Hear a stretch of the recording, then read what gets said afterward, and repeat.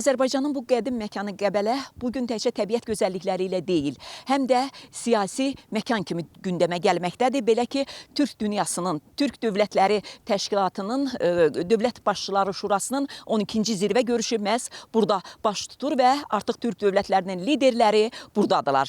Və liderlərin müzakirə edəcəyi məsələ isə regional sülh və təhlükəsizlik mövzusunda olacaq və təkcə görüşdə bu istiqamətlər müzakirə olunmayacaq. Sözsüz ki, Türk dövlətləri liderləri gələcək strateji hədəfləri də belirləyəcəklər və bu isə regional güc kimi bu təşkilatın imkanlarını daha da artıracaq. Bugünkü tədbirimizdə liderlərlə bərabər həm də xeyli sayda media nümayəndələri burada iştirak edirlər. Məhz tədbiri bu tarixi hadisəni işıqlandırmağa gəliblər. Onlardan biri də bizim elə qardaş ölkədən, Türkiyədən gəlib. İndi bizim üçün bu sammitin əhəmiyyətindən, bu sammitdə çatdırılmalı olan məqamlardan bizim demək həmkarımız danışacaq. Özünüz təqdiminiz zəhmət olmasa. Tolga Özgenç benim adım. Anadolu Ajansı'nın Azerbaycan temsilcisiyim.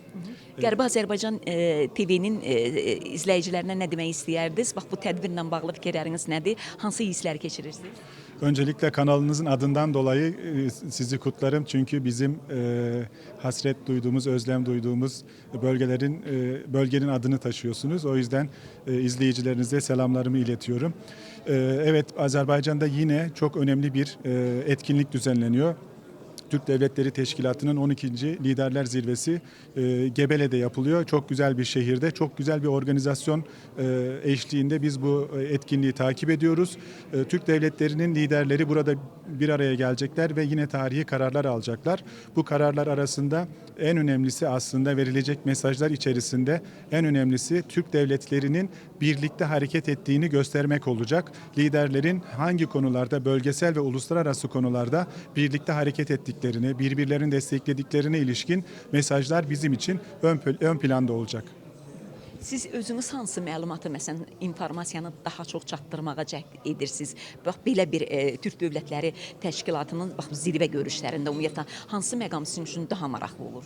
Şimdi biz haberciler olarak tabii ki liderlerin açıklamaları ya da sonunda ortaya çıkan bildiri, imzalanan bildirinin tarafsız ve doğru bir şekilde çattırılmasını sağlamak bizim görevimiz. Ama aynı zamanda da bu toplantıda buradaki bütün gazetecilerin nereden geldiklerine bakarsak hepsi Türk devletlerinden gelmiş kardeş ülkeler ve kardeş basınlar bunlar aslında.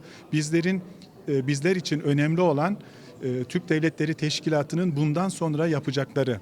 Bu liderler bugünkü toplantıda bundan sonra yapacaklarına ilişkin daha doğrusu çizilecek yol haritasında nelerin yapılacağı bizim için daha önemli, daha değerli. Biz bu konulara dikkat çekeceğiz bu liderler zirvesinde.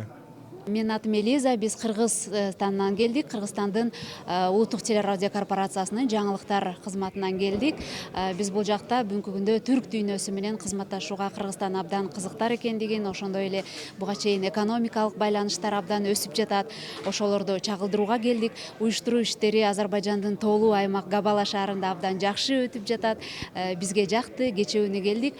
Бүгүнкү күндө ушул түрк саммитти өткөрүп, андан ары ийгиликтүү кетебиз деген ойдобуз. Бүгүнкү акыркы жылдарда түрк дүйнөсүнүн кызматташтыгы абдан өнүгүп жатат. Qərbi Azərbaycan TV-nin izləyicilərinə bax bu Türk Dövlətləri Təşkilatının zirvə görüşündən hansı məlumatları çatdırmaq istəyərdin və ümumiyyətlə belə bir təşkilatın, belə Türk dünyası üçün çox vacib olan belə bir təşkilatın sammitində nə mesajı vermək istəyərdin bir jurnalist olaraq? Çox maraqlıdır. Onu ilk olaraq deyim ki, hazırda media mərkəzindəyik. Yəni, eyni dildə danışan yüzlərlə jurnalistlər var. Bu ortamda özünü insan çox rahat hiss edir. Fərqli yerlərdən yəni, müqayisə eləsə fərqli olaraq. Burada nəyi çatdırmaq istərdim Türk dünyası ilə bağlı? Əlbəttə ki, hazırda Türk Dövlətləri Təşkilatına Azərbaycan bu zirvə görüşünə ev sahibliyi edir. İndi elə bir vəziyyət yaranıb ki, hər kəs Turan birlikdən əlbəttə ki, danışır. Yəni, bunu əminəm ki, Azərbaycanda 10 nəfərdən 9-u dəstəkləyir bu ideyanı. İndi o liderlər hazırda Azərbaycanlıların da sevə-sevə televiziyada izlədikləri həmin liderlər burada olacaqlar və burada bu mesajlar verəcəklər. Çox istərdim əsas, necə ki NATO kimi bir güc var, KTMT kimi bir hərbi güc var. Çox istərdim ki, Türk Dövlətləri Təşkilatı da məhz elə o istiqamətdə elə birliyin formalaşdırılması istiqamətində bir mesaj versinlər. Çünki elə belə güclər deyil. Yəni həmin Türk Dövlətləri Təşkilatına, bu təşkilata üzv olan ölkələrə baxdıqda sayılıb seçilən dünyanın əsas güc olan ölkələridir. Və düşünürəm ki, belə bir gücün, belə bir təşkilatın niyə hərbi ittifaqı da olmasın? Mən bu istiqamətdə mesajların veriləcəyini görmək daha çox istəyərdim əlbəttə ki, amma əlbəttə ki, bugünkü başlığa nəzər yetirsək, regional sülh və təhlükəsizlik ön planda olacaq və nəzərə alsaq ki, 8 avqust razılaşmasından sonra artıq Cənubi Qafqaza sülh gəlib və bunun qalıcı olması üçün də Türk dövlətləri necə bir yol seçəcəklər? Əlbəttə ki, əsas mesajlar buna doğru yönəlmiş olacaq.